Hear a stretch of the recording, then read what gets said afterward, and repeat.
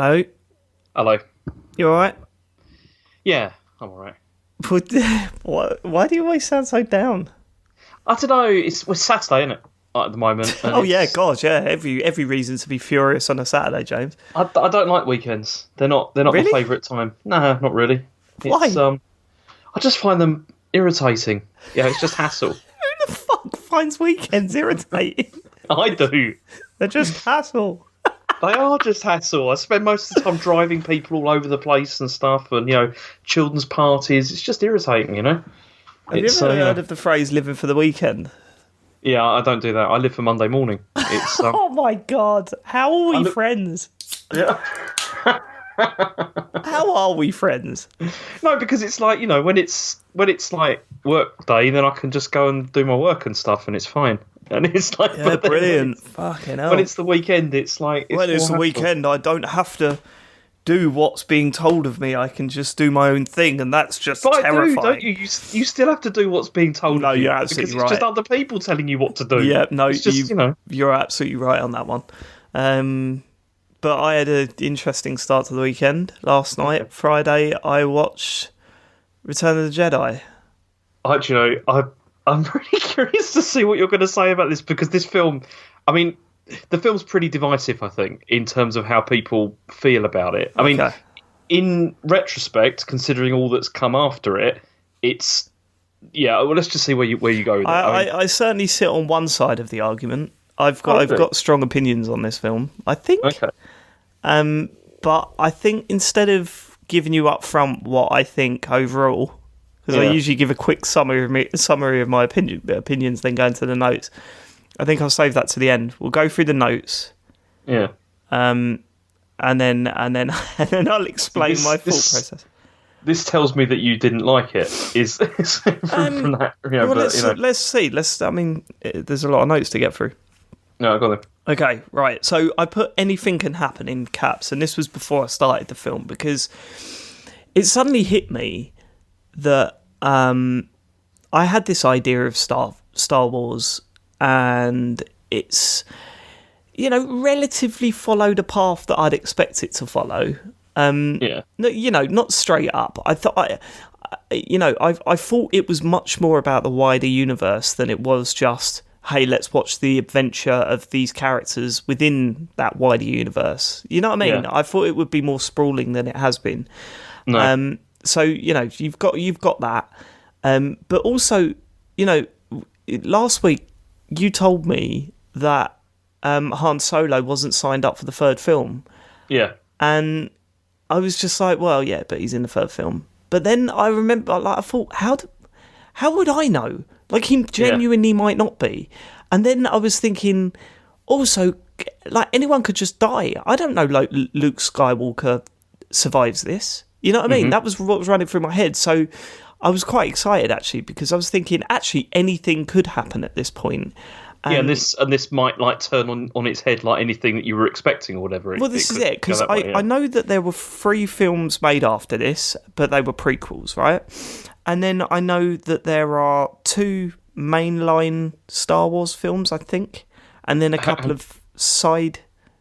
Okay, so far there was the 3 prequels which came, and then Disney bought like Lucasfilm, and then they committed to another 3 new ones in the same like trilogy kind of thing. Yeah, and then there's also been 2 additional like side stories as well. Right. Okay. So what I'm saying is that there's 2, right? Those 3, like the next trilogy or whatever. Yeah. I don't know where they sit in the timeline at all, right? And I don't know if they're following. Ones? You mean the new ones? Yeah, the newest trilogy, the one that's currently going. So I don't know where they sit in the timeline. So what I'm getting to is that. Do you want me to tell you that or not? No way, not until we get anywhere near those. But what's interesting is that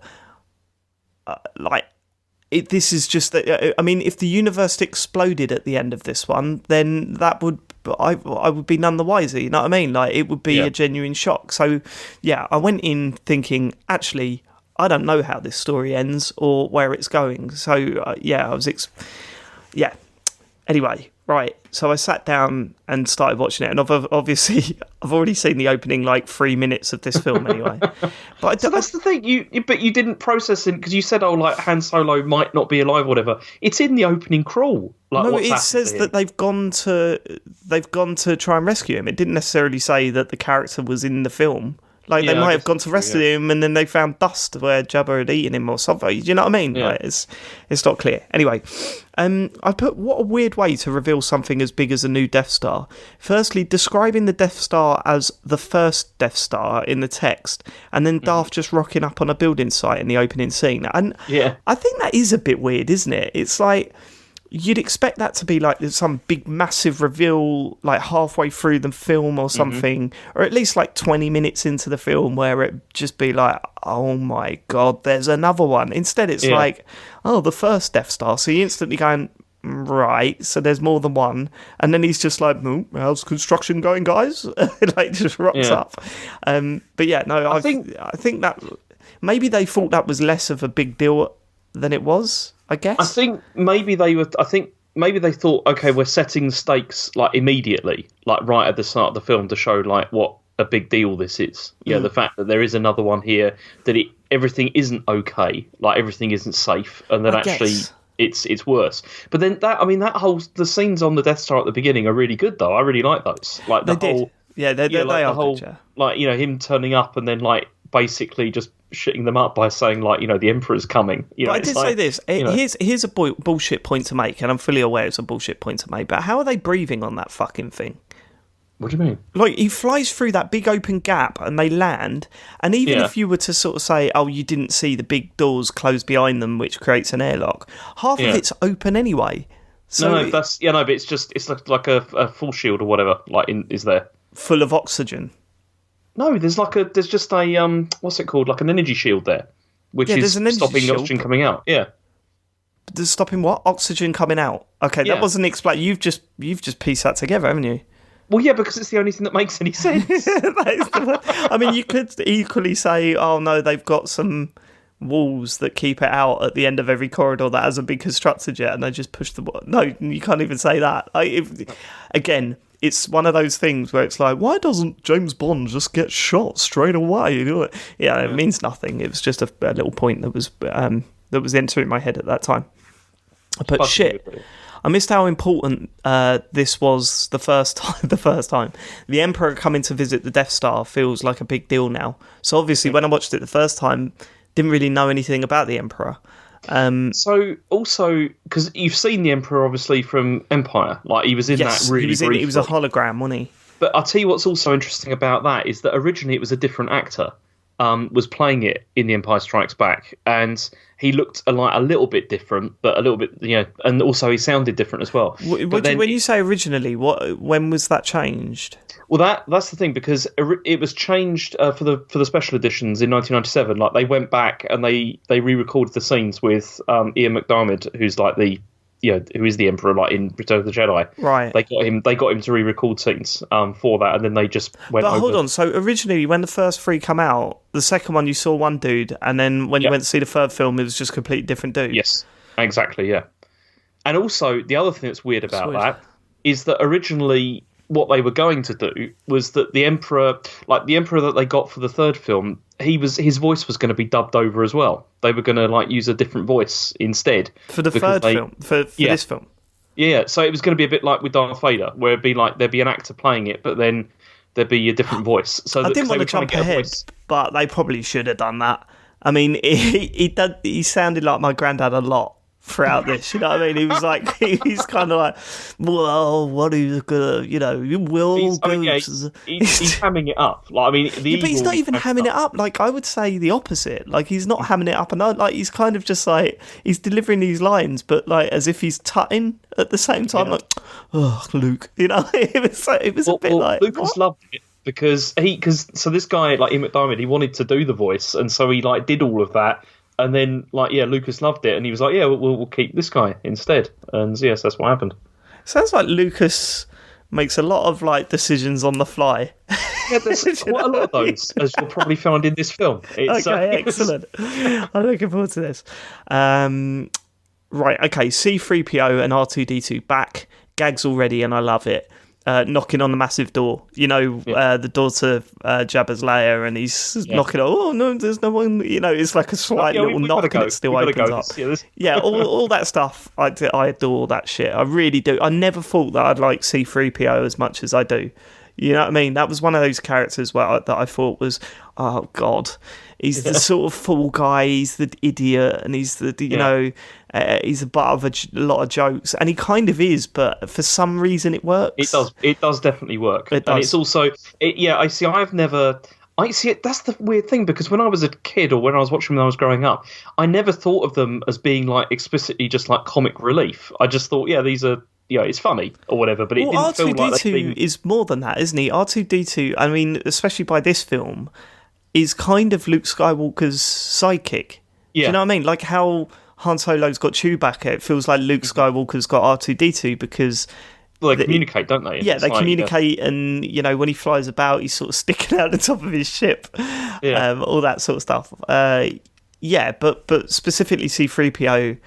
was, from all the stuff that I've seen in parody stuff and little clips of Star Wars, I thought I'm going to fucking hate that every time it's on the screen. Well, but it's totally the opposite. You know about the actor as well, right? Go on. Like you've got to stop saying that. You know about the how the George Lucas. Well, obviously I don't. Well, no, because I don't know like what you've heard, but like I mean, because everyone's always just said he's a complete arsehole, like basically. Oh, is he? Yeah, the actor is just like really like an arsehole. He's just. I love that. He's just like a dick to everyone. Like he really thinks he's better than everyone, which is quite funny. I love people like that. I mean, I don't love them in real life, but like hearing stories about people like that always makes me laugh. Okay. So I put massive upgrade in alien costumes, like the alien. I mean, you compare them to the first film; it's so funny. Yeah. Like the first film looked like something that you'd send your kid out in, like a school fancy dress day or whatever, and now they actually look half decent. Yeah. Right. I've got a bad feeling about this catchphrase. It's used a hell of a lot in these past couple of films, isn't it? Yeah. I mean, because you got. Han Solo says it, doesn't he? I think he says it. I think it's said 3 times in this film, but in the last film, I didn't mention it, but it is said about 4 or 5 times. Yeah, it is like a catchphrase. I think, doesn't even C-3PO say it in this one? I think he does, yeah. I've got a bad feeling about that. Yeah, that rings true. So, it's weird, isn't it? I mean, it's like I think you get less of that these days, unless I'm crazy. Like, even in kids' films, you tend to get a lot less catchphrase than you did... say even 10 years ago. That stuff seems to have been dropped from movies, but like that is a real snapshot from that time. I mean... Well, not just that, but that's like a real like Star Wars thing anyway, because that happens all the time. Like there's repeated lines from from the original trilogy that end up in like the prequels as well and stuff like that. I mean, this is why we're okay, Dave, we're going to have to do an episode of you watching the Phantom Menace documentary, because it's incredible. I mean, there's one bit where George Lucas... I kind of want you to watch it and then tell me that it's so much better to hear you... Like, if I watch it, I find all that stuff out, right? Yeah. I kind of want you to watch it before... So my next film's Phantom Menace.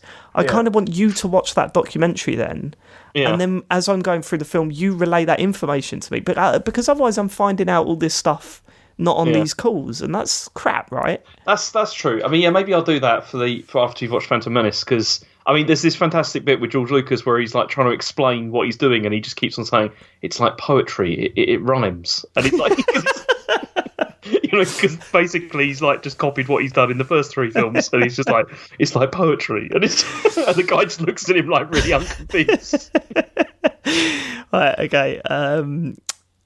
Okay, Jabba's lair was not what I was expecting at all. So the only thing that I've seen of a Jabba the Hutt is him laying down with Princess Leia in front of him. It was probably even a promotional shot, or may not even been a shot from the film, because I didn't see that exact shot in the film, unless I missed it.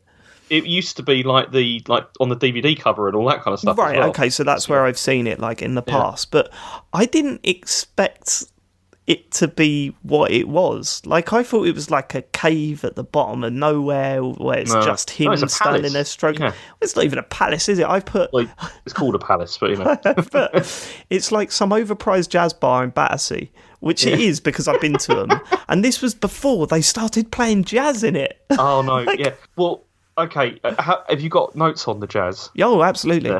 Yeah, because, you go on. Well, let me rattle through a few of these because it's all on the same phone. So far, this has been way more of a family film than the others. Silly characters, lots of jokes. Oh my God, party in Jabba's lair, and it is a jazz bar. Properly funny, though. I'm loving this. I'll be honest with you, that whole bit in Jabba's lair... take aside the sort of the horrific shit that happens during it. Yeah. I thought it was brilliant. Like I thought, oh my God, this is great. This is. It felt like a real extension of Empire Strikes Back. You know what I mean? All right, it was a little bit more silly and a little bit more wacky, and there was a few more jokes in there than there was in Empire, but. It just felt like that. You know, when I watched Empire Strikes Back, it was just like, oh my God, it is just chucking stuff at you. You know what I mean? Constantly. And this opening segment, that it felt exactly the same. It was like, boom, boom, boom, here we go, we're going. And everything was interesting and fun to watch, ultimately. You know, it wasn't like, I wasn't sitting there going, what does this mean? What does this mean to the lore of the universe? I was just really enjoying what I was watching. So, why? What did you sound like you were less convinced?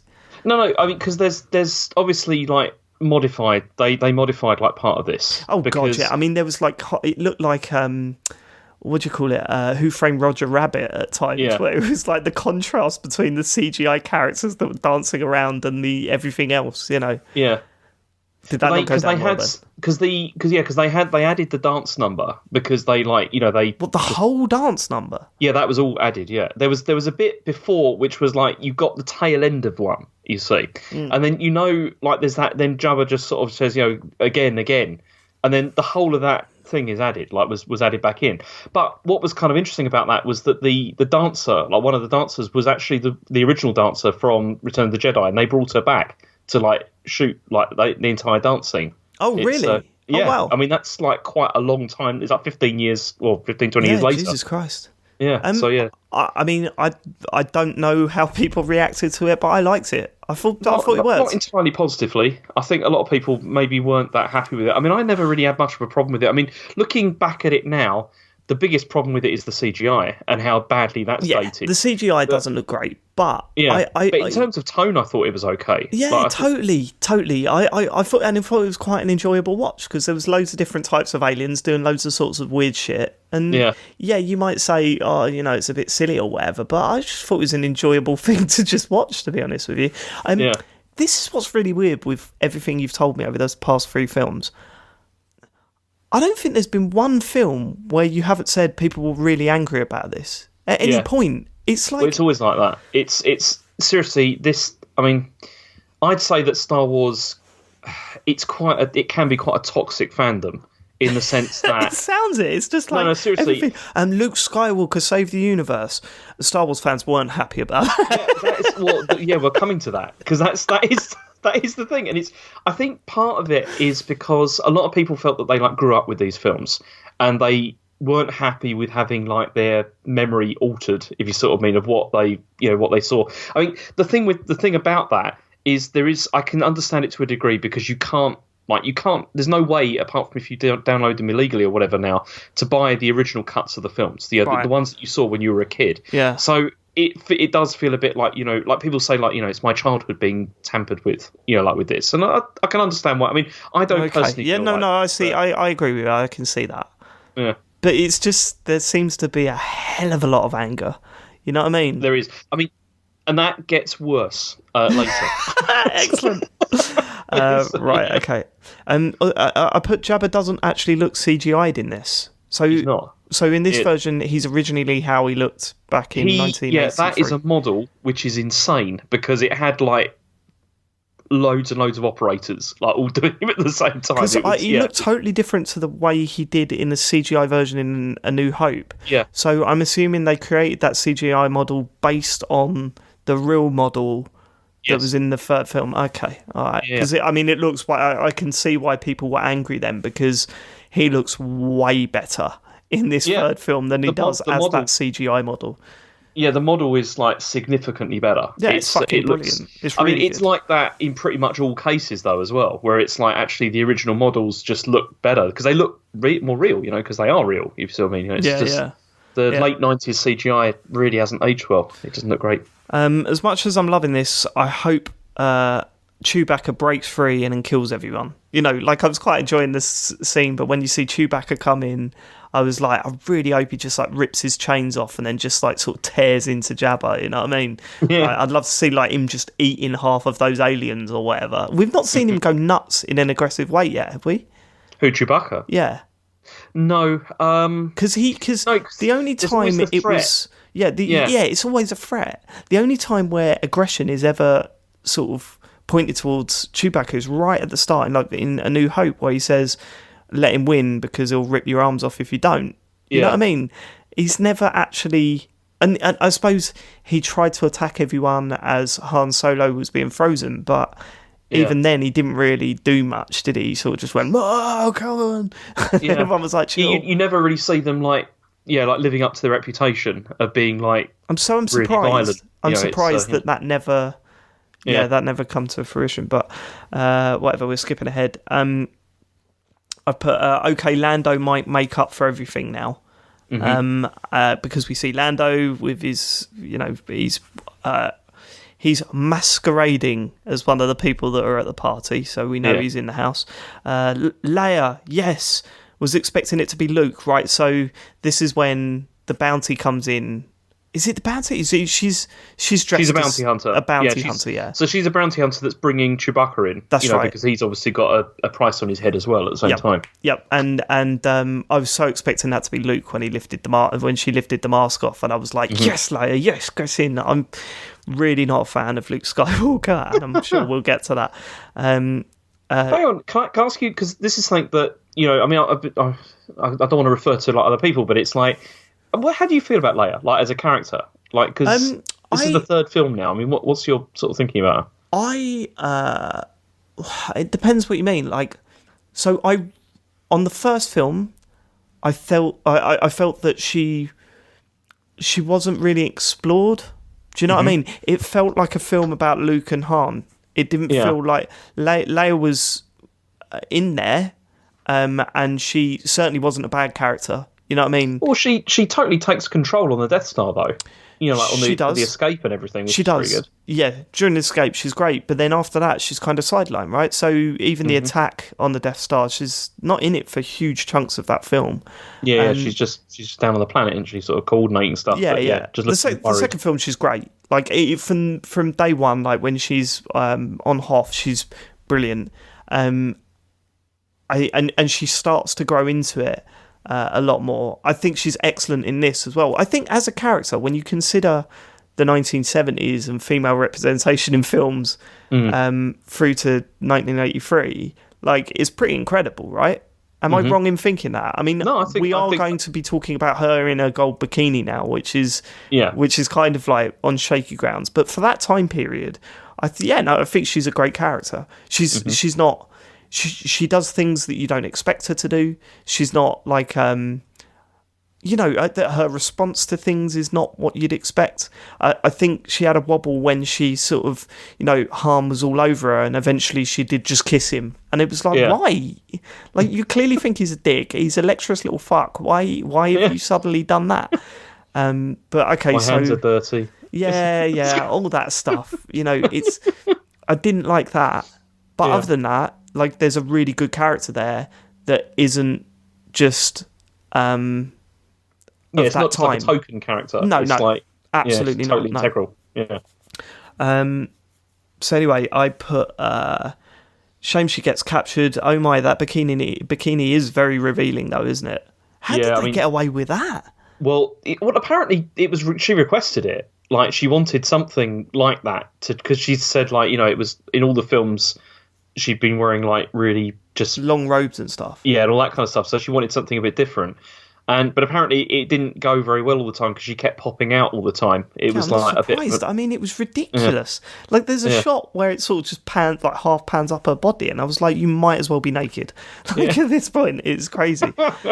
But I mean, she was that character was a bit of a sex symbol at the time, right? Absolutely, yeah. And I mean, a lot of people would have grown up with that as being like, their first kind of thing. Do you know what I mean? Go on. No, go on. No, the first kind of thing. Go on. What do you mean? Kind of what? I wouldn't say it wasn't mine, but it's like a lot of people. Their first sort of I don't know, feelings and stuff like that. There's first sort of feelings. Okay. Yeah. Right. Okay. Let's leave it at that. Yeah. Yeah. What are they feeling? Luke now arrives. Hold on. Yeah. Luke now arrives. Doesn't quite pull off the mind control intensity as Obi-Wan did he? No. Like, he sort of comes in and goes, "You will show me." It's just but like, also, okay, I'll show you. Notice the other bit before that though, how he's like, strangling those guards though, which was pretty messed up. What? As he was coming in? Like, using the Force? I mean, he just strangled them, and like he's never like generally Jedi don't do that kind of thing. No, and so that's like a bit weird. Luke is a strange character. I think he doesn't have although this is the film where he's supposed to be fully grown up now, that he's found his place in the universe and he is this Jedi, although you go on to find out that he's not quite a Jedi yet, but he's practically a Jedi. It feels like the performance didn't quite pull it off. Mm-hmm. And I know I am criticising Mark Hamill, who's now seen he's adored, and it feels bad to say it, but it just, I don't know, man. You feel it doesn't really land for you, yeah? Like the lines he was delivering. When you saw Alec Guinness do it at the start of A New Hope, it was just so perfect. You know what I mean? Like the intensity with everything he said was brilliant, and I didn't get that from Luke. And maybe that was intentional, whatever, but it didn't really work for me, if you know what I mean. Yeah, he doesn't sound quite as sort of confident in everything, really. That's it, isn't it? It's that lack of sort of confidence. Yeah, it's strange. Which is understandable if he's just becoming a Jedi. I get that, but especially when he talks to Jabba in the beginning, it does feel like he's sort of like he's playing at this a bit. Do you know what I mean? Like he's like sort of cocky, with the whole thing of I'm a Jedi now, that kind of thing. And he turns out with that robe and that. It's like, it's like when someone gets a tattoo on their upper part of their arm, and then for the rest of the week they're wearing vests. Yeah. To show it. I've never seen you in a vest. Oh no, I've always worn vests, mate. Yeah. Oh, big fan. And it's like sort of pointing at his tattoo. It's like, did you get a tattoo? Yeah, I've got a tattoo. Right, okay. I've put, he's already way better. Yeah, Obi-Wan did, but he's already a way better character than he was in the first two films. So obviously, at this point in the film, I liked him a little bit. You were feeling it a bit more, yeah? Yeah, Lando seems to be happy just watching everything happen while revealing his face once in a while. Yeah, that's true. He keeps on lowering that thing, doesn't he? He just kept doing it. And I was like, all right, mate, but you see everyone's in trouble. Like, what are you going to do for the rest of the film? Just, lower your mask a bit. You're not really helping Lando. Luke versus Dark Souls boss. That's the massive thing. Yeah, the Rancor. Yeah. Is that what it is? How? Yeah, this is what's interesting as well, right? And we will definitely get to this later. How do you know the name of that thing? Well, that's another thing which is a thing within the fandom, because it's you see, loads of people know the names of these things, but then there is that whole thing of how did we know that? Because it's never mentioned in the films. Like, for example, like Jabba the Hutt's got that weird little. I'm getting to that. That monkey or whatever on it. The little rat thing. That thing's name is Salacious Crumb. And it's like, how, I mean, I've known that for years and years and years. And I don't know why. And I think it's partly because it's it's called Salacious Crumb. And it's Is it in the credits? Is that... No, it's not. And I think the reason is because, you see, after these films came out, the expanded universe, really went into overdrive of, people writing novels and all that kind of thing, and a lot of this stuff just got expanded and then sort of just became, sort of become canon. Part of it. So, because I mean, seriously, I was going to ask as well, right? Does anyone at any point in this film refer to the Ewoks as Ewoks? No, they don't. That's because I was going. like, I'm like, are they Ewoks? Are they Ewoks? And it wasn't. Also, like, I mean, I know the names of some of those Ewoks. They're all in the credits, though. They are all totally in the credits, those ones. But it's never mentioned, like, during the actual film. No, it's not. Like, it's not. No. But again, it's because of the expanded universe stuff, and and how, like, I told you before there was that. I told you there was a book like a long time ago called Tales of the Bounty Hunters. It sounds great. There was another one which was called Tales from Jabba's Palace. And it was basically all of those incidental characters that you see, including the guy who was the Rancor's trainer. Oh, my God, I've got notes on him. About them. I've got notes on him. I've got a copy around here somewhere. Yeah, we'll get to that. Yeah. No, in fact, the very next quote. So I put Luke versus Dark Souls boss because I was expecting that thing to come out and then it's with like a bar underneath him. I put, mate, that fat dude crying about the monster being killed is really sad. Weird, but it's sad. Weird, yeah. I said, you never really see that in films. Yeah, well, this is because, I mean, like, in the books, like, in these, like, expanded universe books, they, like, explain the relationship they had and everything. But that's what's so weird, because usually when you see something like that, there's at least a bit of a setup where he goes and feeds the beast or something. Yeah. Or he pets the beast or something. There's just, it needs to be a little snapshot of him having a connection with the beast, because I didn't know he was a trainer. That's what can be cool about this, though, because if you're interested, you can find that somewhere somebody's written about this, and it's yes, right. You're absolutely right, but at the same time, this is a film that I'm watching from start to finish. Yeah, I've not read any of that stuff, so that stuff just seems a bit weird. Like I'm thrown in out of nowhere. But admittedly, I really, really liked it. I really liked that bit where he just rocked up and then just burst into tears, because you instantly know, oh, we like that thing, and now it's just been killed. And like, you never see that in films, and I just really, really liked it here. Okay, right. What's with that little rat thing that just sits on Jabba laughing at everything? Yeah. Salacious Crumb. Salacious Crumb. I mean, what a crap character. Like, I pretty much liked every character in this whole scene. They all felt like they had their place. That one was terrible. It's like, why do you need to be there? Like, it's just awful thing. Right, okay. So far, this film is blowing my senses away. Everything looks so good, and I like how silly it is. Like, it's way more silly, way more gag-filled than the second film. But I felt that it was landing. Like, that stuff was landing for me, and I was just really enjoying it. And there was just so much to see, different types of aliens, and like the set was incredible, and the action was fantastic. It looked like there was so much to sort of take in. I really liked it. Was this film really 6 years after the first one? Han and Luke seem to have aged about 20 years. They really do, don't they? Yeah, they do look quite a lot older by that point. But it's only 6 years. Yeah, it's bizarre though, isn't it? You look at like how Luke looks in the first one compared to how he looks in the third. It's like, Jesus, you really smash those drugs. Why did allegedly? No, they're not even allegedly. It was a gag. There is, but yeah. Okay. Let's not bog it down with real life stuff. Why did Luke have to do that the plank jump thing? Yeah, what was that about? Why did he need to do that? So the setup didn't, did he? He just wanted to look cool. Yeah. He walked to the edge of the plank over that big monster that was going to digest them for over 1,000 years, right? Yeah.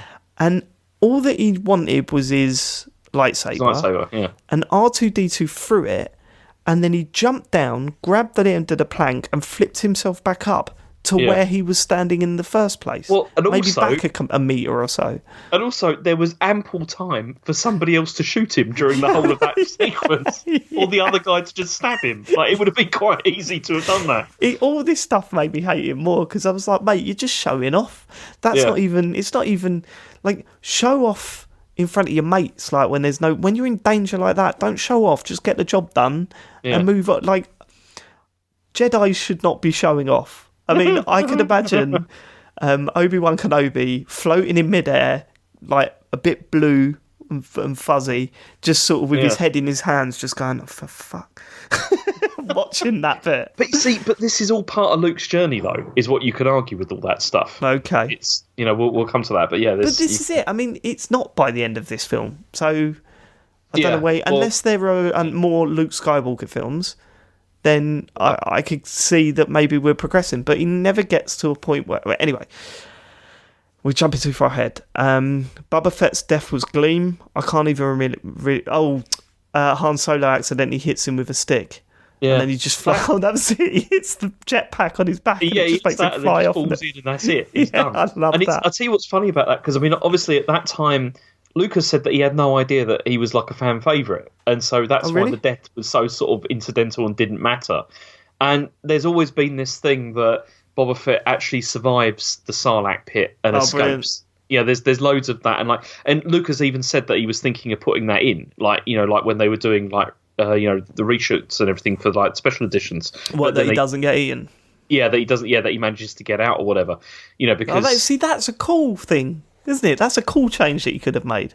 Yeah, well, actually, 50% of the fan base would have hated it. Surely. Well, definitely, yeah. But he said the reason he didn't want to do that was because it felt a bit too like inside. Inside like the fandom kind of thing, and a bit too like it would have distracted away from like the attention of what the scene was really about. And I like that death because I think it is, like you said, it's pretty funny. Like, it's just a funny death, isn't it? And to be fair, I had no love for Boba Fett based on these films. I just quite liked him in the Battlefront games. Yeah, you know what I mean, because he was in those, and he's quite an iconic looking character. Like, I think that's probably why the fan base liked him. His suit of armour's cool, isn't it? Just looks good. Right, okay. I have love for every character in this escape scene, even Lando. So did he? Oh yeah, because he pulls down his mask again as well. That's right. He pulls that down, boy. He knows how to do that. The whole escape sequence was fantastic. Really, really good. You know, it felt iconic. It looked beautiful. Loads of stuff was happening. It was really exciting, and each character played their part very well. Even R2-D2 and C-3PO, everyone played their part in that escape sequence perfectly, and it was brilliant. Like, so that's the whole intro to the film. So you had Jabba the Hutt in his lair. You had, all right, ignoring the Darth Vader and the Death Star stuff, but Jabba the Hutt in his lair, the escape sequence. I was like, whoa, here we go. It just felt like it was carrying on from Empire Strikes Back. Okay, let's move on. Oh dear. Good. Okay. Han Solo thanks Luke for saving his life. Luke should take note, because he didn't return the favour. Back to Swamp Town. Yoda. Oh my fucking god, he's not going to die, is he? That'd do me in. Luke says he can't die because he needs his help. I hate him. That was it. Did you notice that? Yeah. He's like, I'm going to die. It's like, you can't die because I need your help. It's like, oh, that's the reason for me not to die then, is it? Is it? Everyone cares about Luke. I'm literally dying here. What? Luke is the best... Luke is the last Jedi? Shit, I didn't know that. So at this point, I thought there was like thousands of Jedis.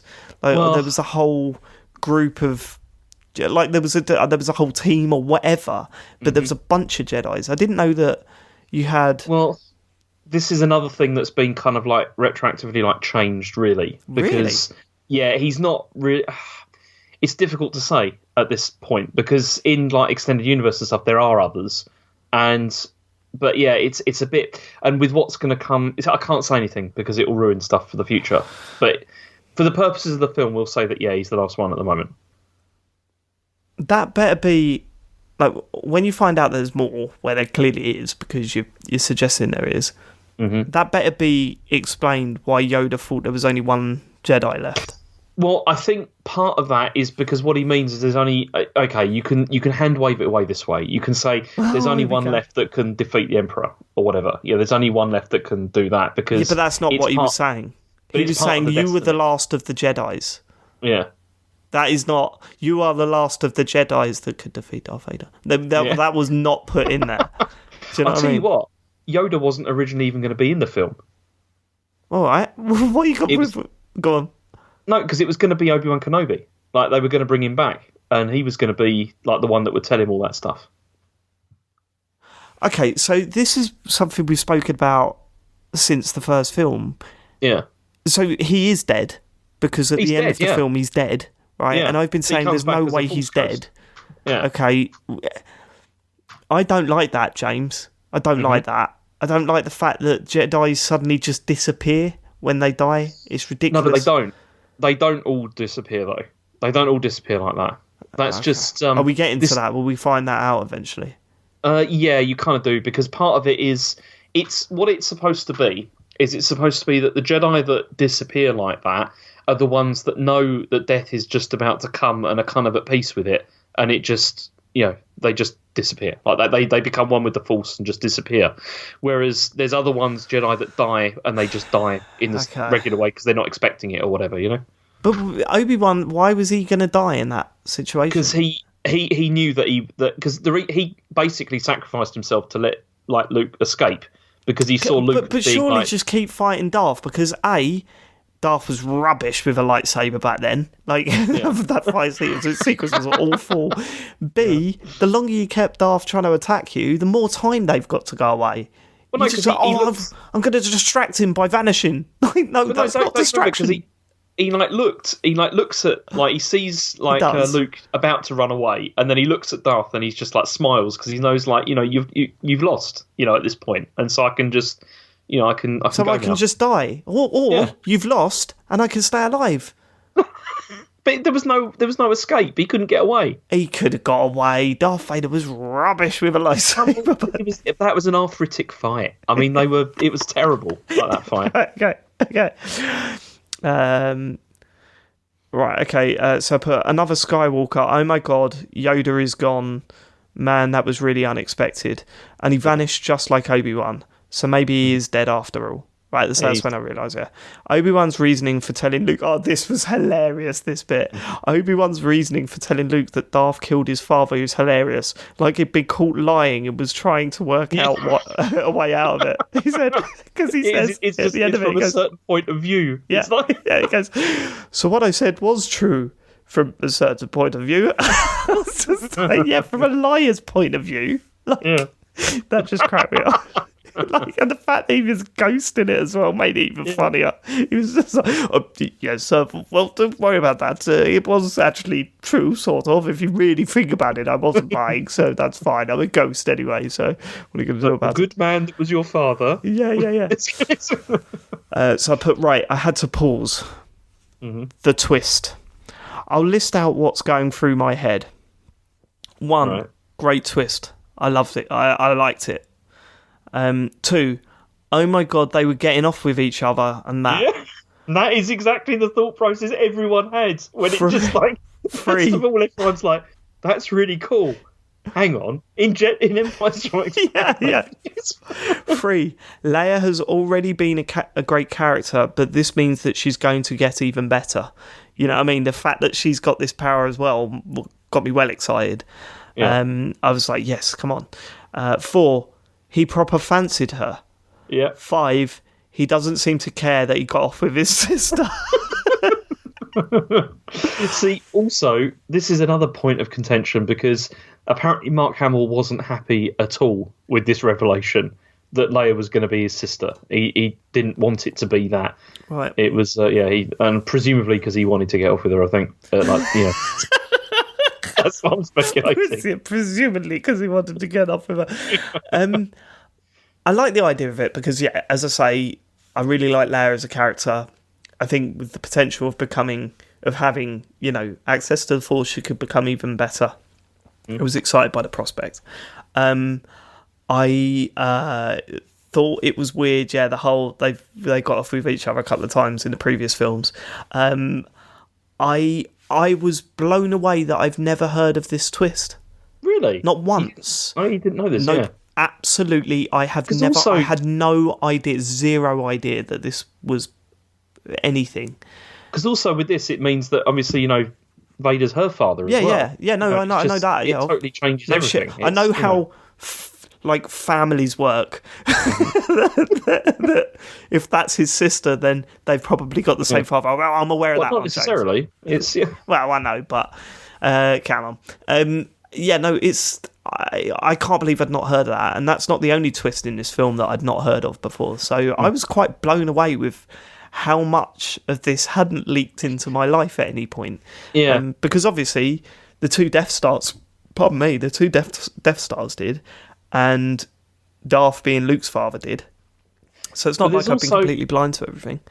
But there is foreshadowing of it as well, though. Like in Empire Strikes Back, like like when he goes back to Cloud City, to go and save his friends. It's like it's Leia that he feels that connection with, and like when he's like hanging, from the bottom after he's fought Darth Vader, and he's like reaching out to her, and she's the one that can like hear him and everything. Right. But then they got off with each other. Yeah, but that was earlier in the film, wasn't it? Oh, that's right. That's fine. No, don't they get off with each other again when he gets saved at the end? No, they don't. I don't think they kiss or anything. I think they do. Do they? I think they do, because I remember thinking you with Han throughout this whole thing, like after you kissed Luke at the start as what looked like a joke, then you were sort of got with Han, and then the moment Luke was back, she kissed him. I'm almost sure of it.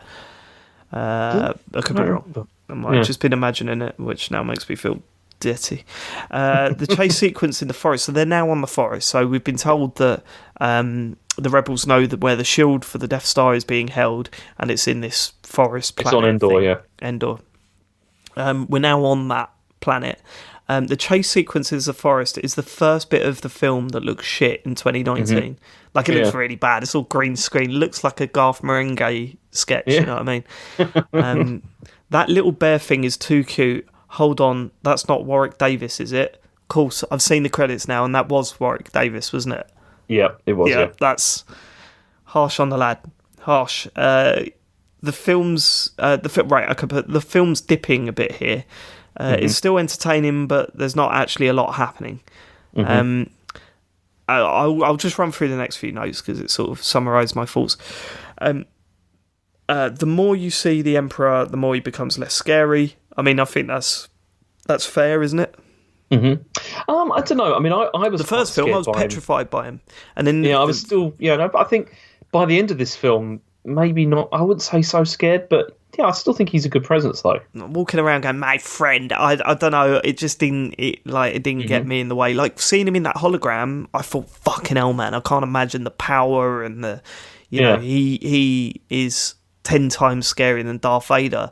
And then when he turns up, he's just not really. I didn't think I think maybe it was his accent or whatever. It was just not clicking with me. Okay, Chewbacca fucking up with that trap was pretty funny. You know, there was that trap and there was that like dead carcass. Yeah, it's the meat hanging down. Yeah, and he sort of grabs it. And it was just like, fuck's sake, Chewbacca. I quite like that. Are these little bear things Ewoks? Because at this time, no one had said anything. But then I sort of thought, well, they must be, because I know of the Ewoks, and I know that they're little furry things, and it was before I saw like hundreds of them, and I thought, right, okay, they're the Ewoks, right?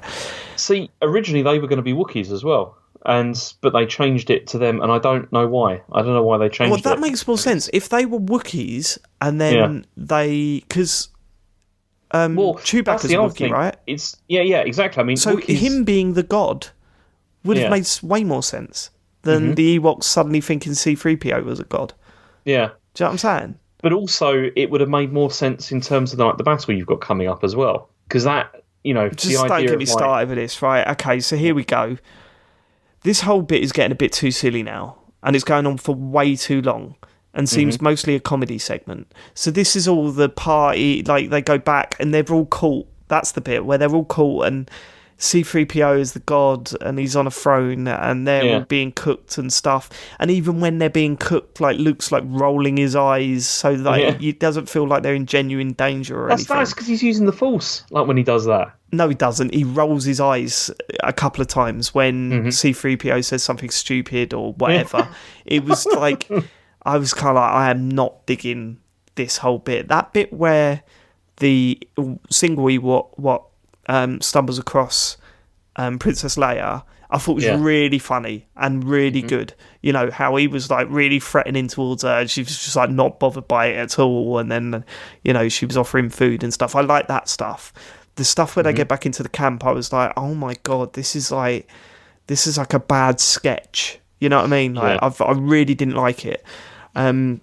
This can I tell you about this? Wait. Okay, we'll well, summarise the whole Ewok thing in a bit, I think. Right, so this is that night. So they spend the night there, and Luke tells Leia that she's his sister.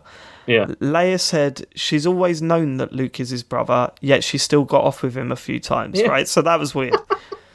Yeah. She's like, I know, and it's like somehow I've always known, and it's like, well, if that's the case, that was it. Come on. What were you up to? So then Luke then goes to meet the Emperor. These are skipping forward in time a bit, but the "it's a trap" line from the Fishman. I've seen that before. Is that a meme? Yeah, that's used a lot, right? It's absolutely, it's Admiral Akbar, and it's absolutely a meme. It's like it's like a big deal. Why is that bit a big deal? Is it just the way he says it? It's a trap. It's a trap. It's a trap. It just sounds kind of funny. I've seen that a number of times. I had no idea it was from Star Wars. I thought it was from like something from a Nintendo game, like genuinely, because it's the way it looks and stuff. It was weird. Right. Well, yeah, because it was probably in like when you've played like some Star Wars games or whatever, they probably stuck it in there, like because again, it's like another one of those like famous lines. Yeah, totally. Right. So things are picking up a lot now, is what I put, followed by Ewoks attacking stormtroopers. Just makes the stormtroopers look a bit shit, to be honest. Yeah, and supposedly the Emperor's most elite men. We'll get there. The Ewoks have a far bigger role in this than I ever thought they would have. I don't massively like them. Don't worry, no one did. I suppose we better talk about that whole sequence now. I'll summarise it at the end. But this whole sequence I just really didn't like. It felt like not much had happened with the stories. It felt like not much was going on with the characters. It felt that not much was going on in the wider universe. So it was just a sequence. I don't know why it was there, other than, we need something for the kids to love, and the silly traps and all that sort of stuff. And I thought that's fine for a little bit, right? Yeah. But it went on for ages. Yeah. Whole thing. It goes on for a long time, and also, I mean, there's some horrific bits in it as well, with like Ewoks getting like burned and stuff like that. Yeah, like weird. the one that gets hit by the rocket, and the other one gets sad about it and stuff like that. Which is fine, but there's way too much of it, and it's just not entertaining. I didn't find it entertaining at all, to be honest. It's not. And then also, I mean, the biggest problem that most people had with Return of the Jedi, as far as I'm aware, is the Ewoks. That's the main thing that people hated about the film, because it, like I said, if it had been Wookiees in the beginning, that would have been a lot more believable. Like the idea that you've got like a group of Wookiees or whatever that are massive, strong or whatever, taking on the Empire, maybe, with a bit of help they can do it.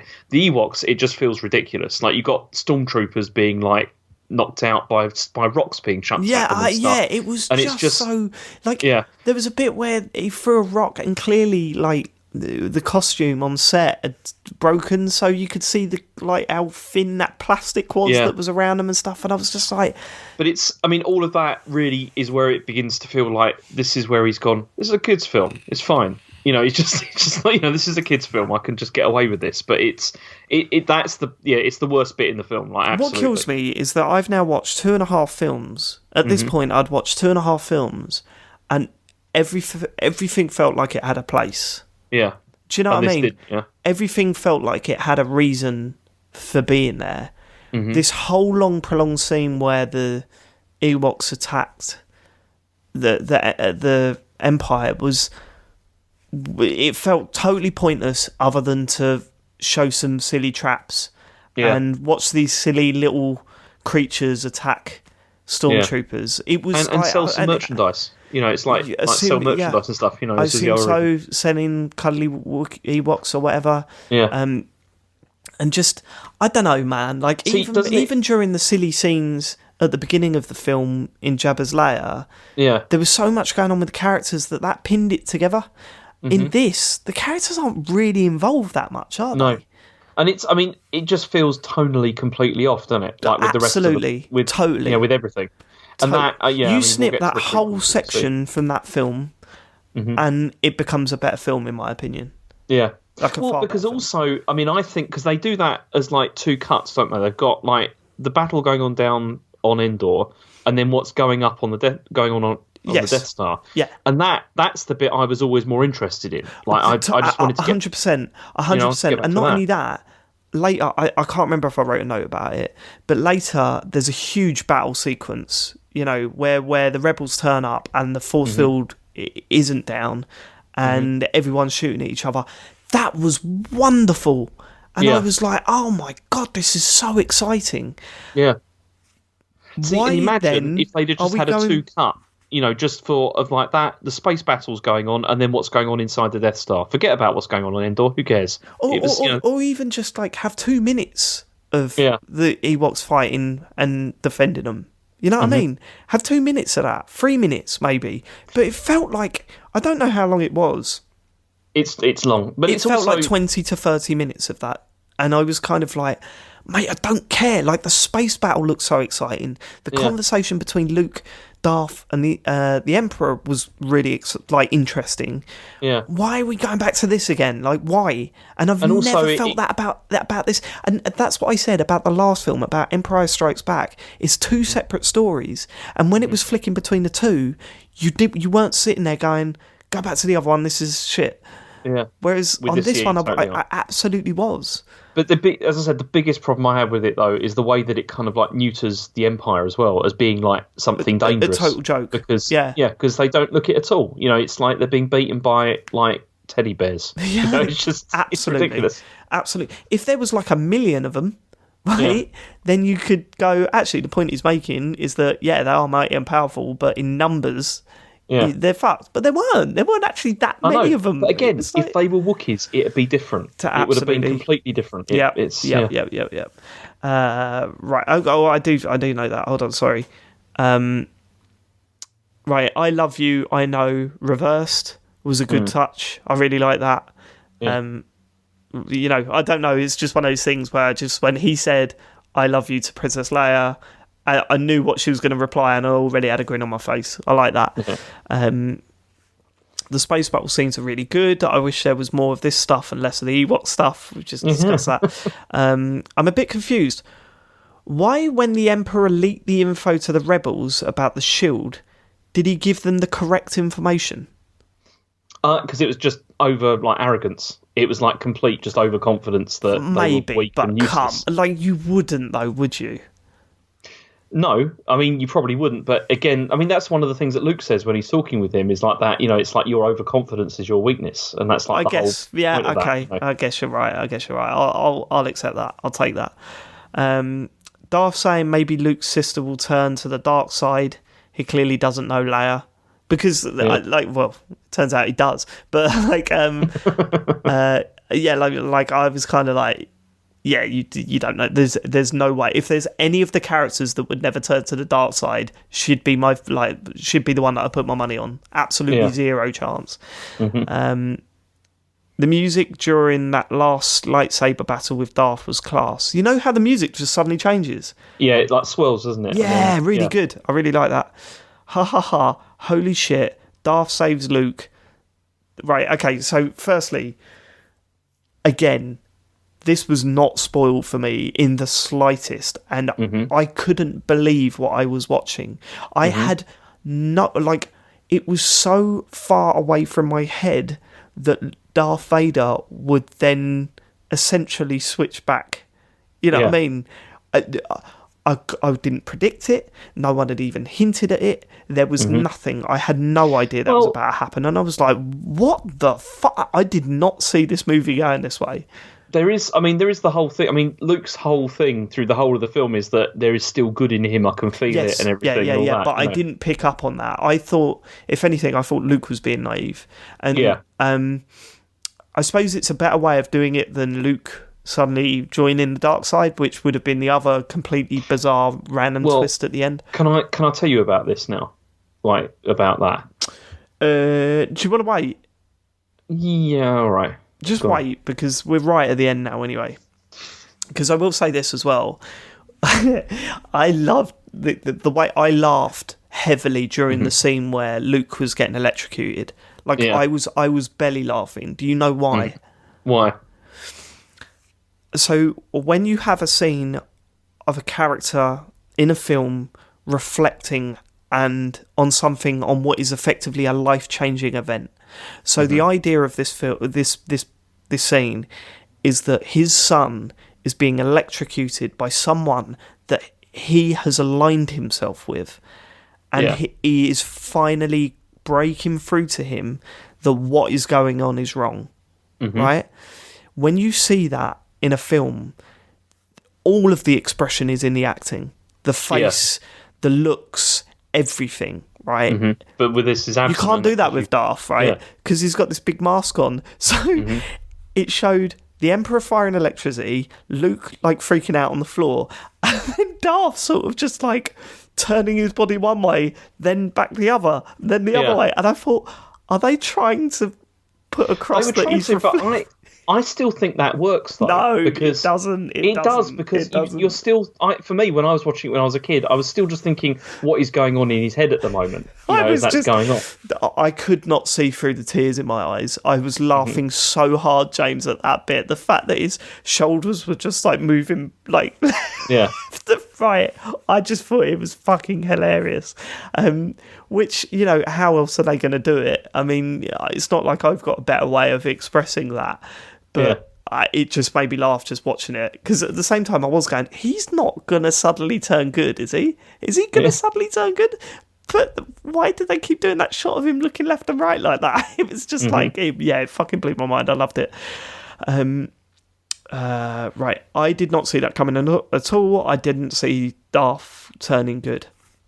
Han Solo is the only one to have the correct reaction to Leia being Luke's brother in the whole of the film, because you could see his face sort of was just like he didn't turn around and go, oh my god, that is what he sort of just looked like. His eye, like, you know, those lines on his forehead sort of crinkled up, and he sort of just like looked off into the distance, and you could tell he was thinking, you like got off with him and that. You know he was thinking that. And as much as I didn't like the Ewoks, the Ewok party at the end looked great. Yeah. That was the end of my notes. Okay. Now, right, can I tell you some stuff? Just go through the whole thing with this film. Like, I want to hear as much as possible from you. So, first of all, my alterations. I want to tell you about one of these because there's a critical bit, like the bit you were talking about, you were laughing at. You know, with the, you know, when like he grabs him and like, you know, chucks him down the thing. That was changed. The change that they made was that do you know, he suddenly goes no like that, and then yeah. That wasn't in the original. What was in the original? Nothing. There was no sound at all. You just see him pick him up and just chuck him down there. That would have been better. It was absolutely 100% better. Yeah, like, adding that line in was awful. Yeah, you were absolutely right. Because it really sort of like ruins the atmosphere of that. Of like, that was absolutely terrible. Yeah, because it sort of gives it puts a flag up before the action happens. If he was to just pick him up and chuck it, like that, whole action would have been shocking. No, Although that's not his funniest line. Like his worst line in the whole thing is like when he's got his helmet off and he's looking at his son, and then he goes something like, "Just leave." No, he goes, "Go, son, go. Leave me." It's just like, that bit. I had to watch it again. I rewound it because it was like proper making me like, "Leave me." Sorry, go on. So there was that, and then also in the last sequence, you know, like when they burn Vader, and then you see like Luke looks across and he sees Yoda, he sees Obi-Wan Kenobi, and then Anakin. Yeah, but that was changed as well because originally they used the old, like the guy who had the mask taken off. You know, like at the end of the film, it was him. Like it was that actor. But like what, in everything except for the? Did he still have like the Darth Vader costume on? No. It was. You know, like at the end of the film, he takes his mask off and you see the guy underneath. Crinkled and shit. Yeah. And well, it's him. Like they use him, but kind of looking like normal again, but still it's the same guy. You know, it's sort of like but then Lucas changed that later, and he changed it so that it's the guy that they use for the prequels instead. Well, that makes sense, right? Kind of, but also it upset a lot of people because why? You know, why? Well, like it's. Go on. Well, no, because it's disrespectful to the actor. Like, first of all, who was him, and then also Well, he's still in the film. But also if, like you haven't seen any of the prequels or anything like that, you're like, who's this guy? Like, what is this? No. See, because I knew instantly who that was. I instantly knew who that was. Now, I don't know. I didn't know he was in the next films. Obviously, he's in the prequels. He's got to be, right? Thinking of it now, he's got to be in the prequels. But I didn't. It didn't have that feeling at all. But when you saw him, didn't you wonder who's that? No, absolutely not. I was like, that was Darth Vader before he was Darth Vader. Right, okay. That's instantly what I thought. Okay. I just said, like when you said, you saw what, and then I said, and Anakin Skywalker. Like I knew that was Anakin. Like I don't know what it was. I don't know. It was the way they lingered on him a little bit. So at first you were like, who's this? Oh, right, of course, yeah, it's Anakin. Like that is, you pick up on that instantly, and I could totally see why he wanted to do that. If that is the character from the prequels, then going back and putting that in, surely that ties them together a little bit more. Maybe, but I don't know. A lot of people weren't happy with it. By the sounds of it, there's nothing about these films that people are happy about. From what you've told me. With the changes that were made, a lot of people weren't happy with it. Although I like because also the whole ending of that, where you see like different scenes from around the Empire of like the whole thing like collapsing and everything. They were all added in because they weren't in the original. Like they didn't have those because there's scenes there that are taken from like the prequels and stuff that they put in, and I like that. I thought that was quite good. And when also they changed. When you see the whole of the Empire. Well, you see, like, because obviously the Empire, the Emperor's dead, and then you see, like, all around all those different planets and everything where they're, like, tearing down statues of him and, like, just celebrating the fact that the Empire's done. You know what I mean? Did I see that? You must have seen that. That's part of the whole film. That. I don't really stick in my head. Oh, okay. Because they have scenes, like, they've got. I do remember. No, I do remember a statue. I do remember a statue. But then they do like screen wipes to like other places. Yeah, no, you're like, absolutely right. Celebrating and stuff. Yes, that was all added in, and I quite like that because it's a lot of callbacks to like prequel stuff as well, and I thought that worked. Also, they changed the musical number as well that they play at the end, and I much prefer this one. Okay. When we're done with this, go on YouTube and search for the original one because although people like it. I think it sounds fucking awful. It's like people like it, but that's their problem because it doesn't sound very good.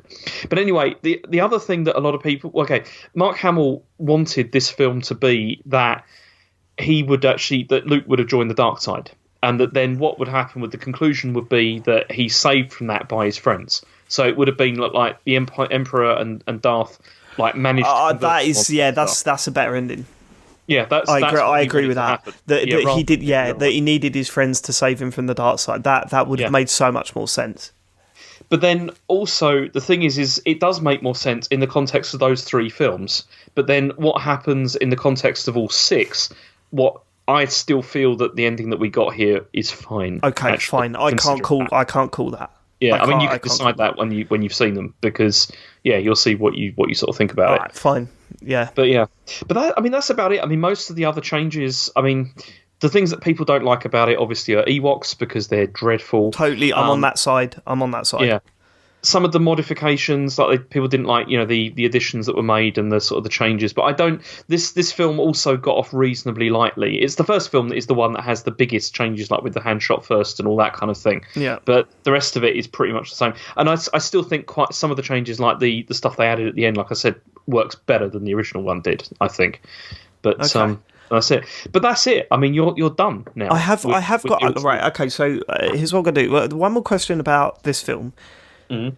There was a weird shot that I didn't pick up on it, so obviously I'm an idiot, and this will happen throughout these films where I've misunderstood stuff. I mean, it's happened a couple of times already, but what was the significance? Like, so when Darth gets struck down, he looks down and sees that he's got a robot arm, which is just then Luke does the same thing. Luke's. What do you mean he does the same thing? Well, because Luke looks down at his hand, doesn't he? And it's all like not his own hand, but he does look at his own hand, but also Darth. So after Darth's that's right. I didn't understand what that bit was, or trying to say. What was that?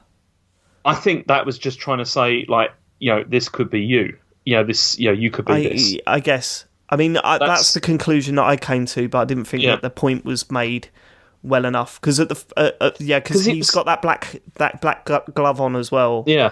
And because the whole of that sequence was like anger. It was all about like anger. They was trying to build up his anger and stuff. Yeah, and he like gave into the dark side to beat Darth, but then he's like, actually, by beating you, I'm becoming you. Okay, all right, I'll accept that. Like, I mean, that was kind of what I was thinking at the time, but I thought that no, I think there must be something a little bit. Mm-hmm. I thought because it was like, why has Darth got a robot arm? Like that was what I was thinking. Like, why is he got a robot arm? That you'll learn more later. Yeah, I know, but we wouldn't even learn it in this film. And how many years was there between this film and the prequels? A long time. Exactly. Yeah. It's weird. Anyway, so I want to summarise my thoughts on this film, and then I want to summarise my thoughts on the trilogy. Okay. Remembering that I'm watching these films for the first time. I know nothing of the greater universe that it created. I'm just going based off these 3 films I've watched, right? Okay, so this film, I think it's my least favourite of the 3. Having said that, there are large portions of the film that I really liked. Okay, so for me, the Ewoks completely really did. It was the first time that I was watching it, and you thought this is a bit shit. This is a bit shit. This is the only time I was watching it and thought this is a bit shit. Everything else, even when the dips in visual stuff, the acting was a bit lackluster in places, and particularly the first film. When characters weren't quite as cool as I thought they would be, all that stuff, it didn't kill anything for me. I still really enjoyed what I was watching, but here it just didn't feel like it was hitting the same marks as it did in Empire. Yeah, the Ewoks, I was just kind of like, this is just not enjoyable to watch. Like, I'm not enjoying this, and I felt that that time could be spent better in the air, watching more of that fight, or exploring characters. You know what I mean? And, you tell me about Mark Hamill's preferred ending. I couldn't agree with him more at this point. Like, I've not seen the prequels, obviously, but, that would have taken a lot longer to get to that point that he wanted, right? But I feel scrap the Ewoks and get to that point would have been a much better film. However, having said that, like, the whole, as I say, the escape sequence at the start was fantastic. Some of the stuff towards the end was great. I really liked the ending. Even though, we've sort of discussed it today, I did really like the ending. I liked the way everything panned out. Little bit cheesy that Darth Vader suddenly just, like, you could turn around and go, would Darth really do that out of nowhere? It didn't feel shit. And for them to put such a massive twist right at the end there, for it to not feel shit is quite impressive. I've just remembered one of my favourite bits with that, actually, like, where you're still seeing, like, he's like kind of a badass in a sense, is that, when he meets Luke on the planet and he's like, oh, you've constructed a new lightsaber or whatever, and the way he's like just ignites him like right behind him, and it's just a bit kind of like creepy and horrible. How do you mean ignites him right behind him? No, he's like, I think, isn't he standing behind? He's standing behind Luke. No, I think Luke is being held facing away from him. I think. Yeah, but so like he's behind him, but Vader switches it on, and it's just like the way he does it is like really sort of menacing. Yeah, absolutely right. Yeah, totally.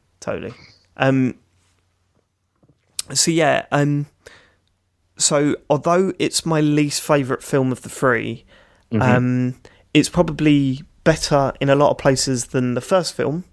Yeah. But I feel that the first film was a fantastic setup film. You know what I mean? Whereas this, I thought, could have been so much better as an end to the trilogy, if you know what I mean. Like, the ending was great, the start was great, that whole middle segment I could have been chopped out as far as I'm concerned. Looking back on because that, especially like the Ewok stuff, like we've talked about it a lot, but it's like it doesn't add anything, does it? Really? Absolutely, like, in terms of like character development or anything. Absolutely nothing. It introduces these new aliens. Yeah. And does nothing to their character development, does nothing to their situation. You could argue, at the start they look silly, but it turns out they have actually got enough power to but that's shit. Like I'm not. I don't, it really is. Yeah. Yeah, I don't like that angle. So ultimately, with this one, I feel I was slightly disappointed. Well, I did warn you that. Yeah, it would no, like, I get it. Yeah, you did. But at that point, I was just so hungry for it. And what killed me as well was that the opening half an hour of this film just made me get more and more excited. And then it just dipped. And I didn't expect it to dip, because at no point has this dipped.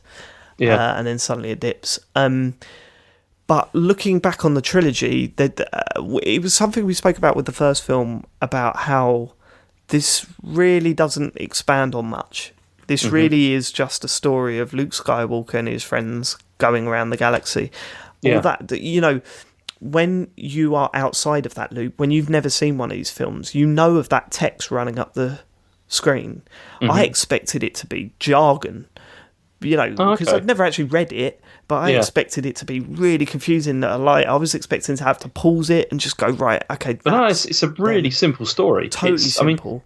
It's basically, it's all archetypes as well. Like all the people, you've got like a wizard, you've got a warrior, the whole thing. It's for me, the characters are what make it. The characters and the places they go. As I said in Empire Strikes Back, what's so brilliant about it is that there are so many wildly different locations with so much weird shit going on that it's genuinely gripping, that you're going, what are they going to land on next?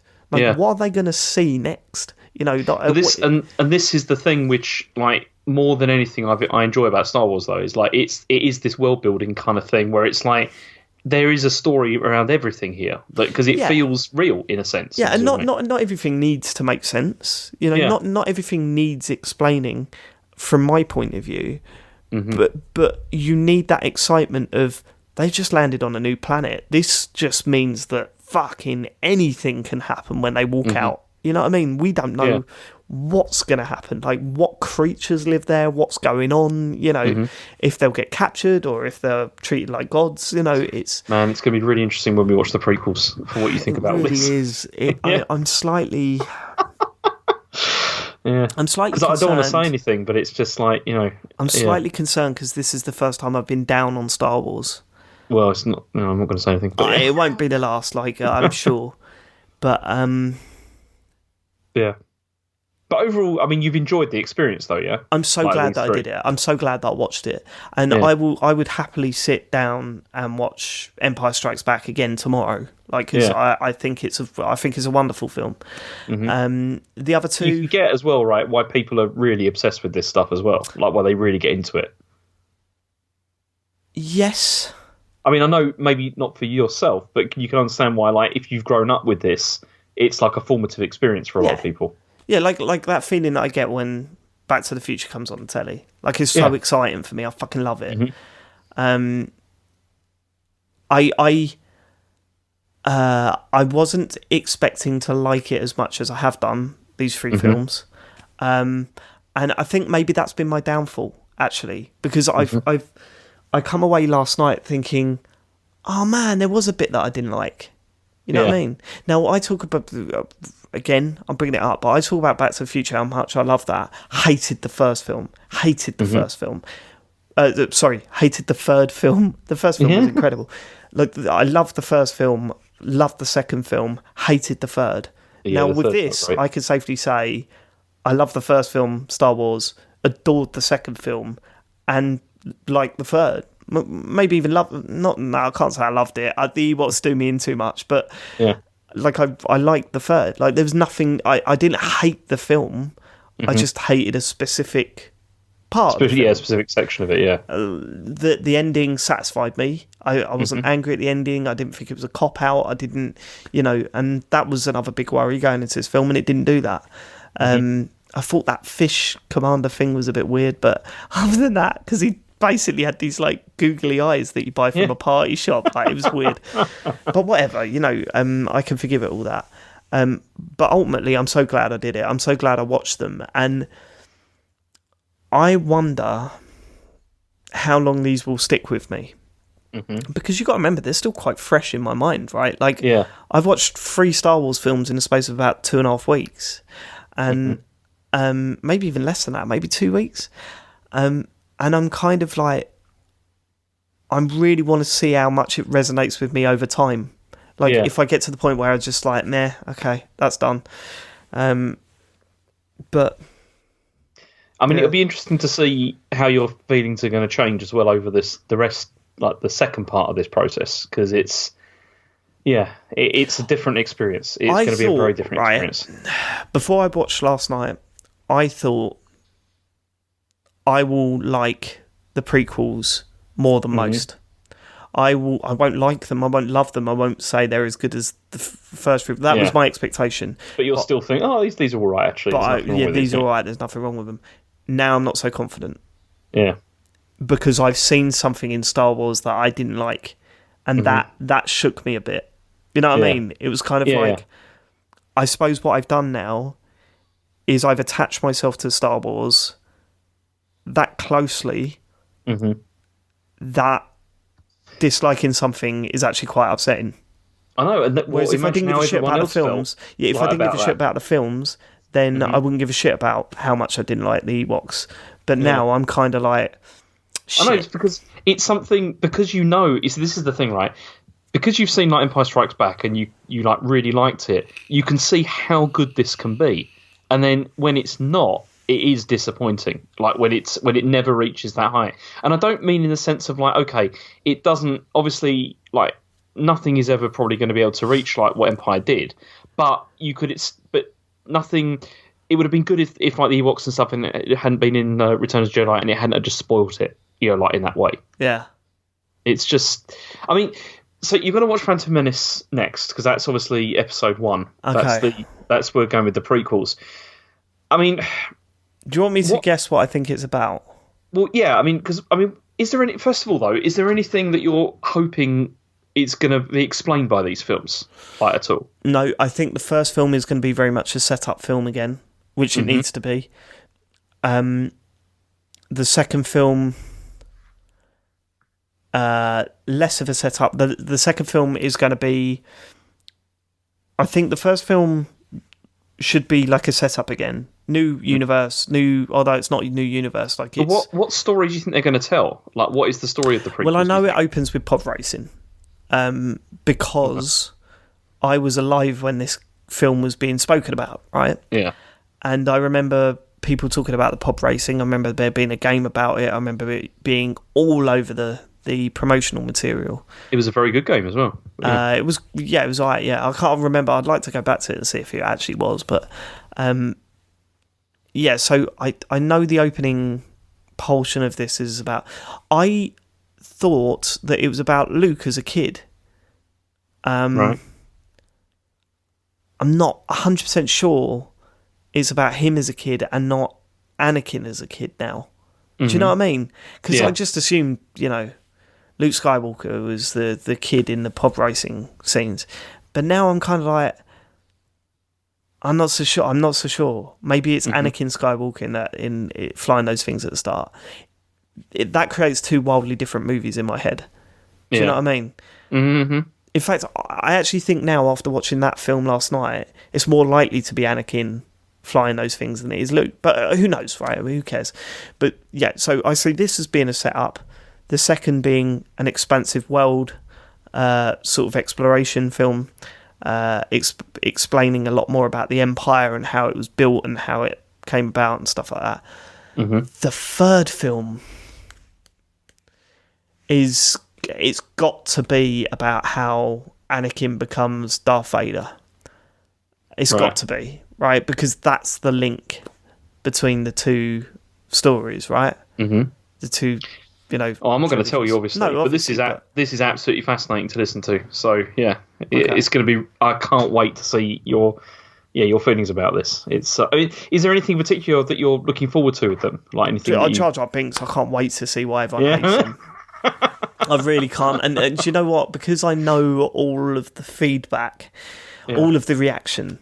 Because you can't miss that. Look, I don't know a lot of the reaction to a lot of this stuff. I remember the reaction to the first film. I don't remember the reaction to the second or third.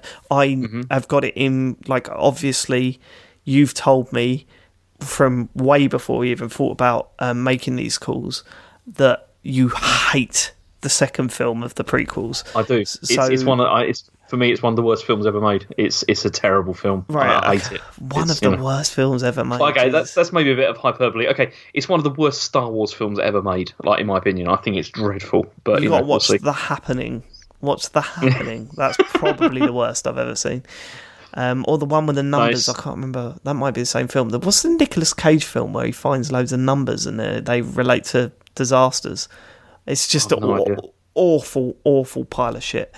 Anyway, so I'm actually a little bit more nervous than I thought I was going into these films. But I'm interested to find out what's going on. When are you going to watch Phantom Menace soon? What's your plan?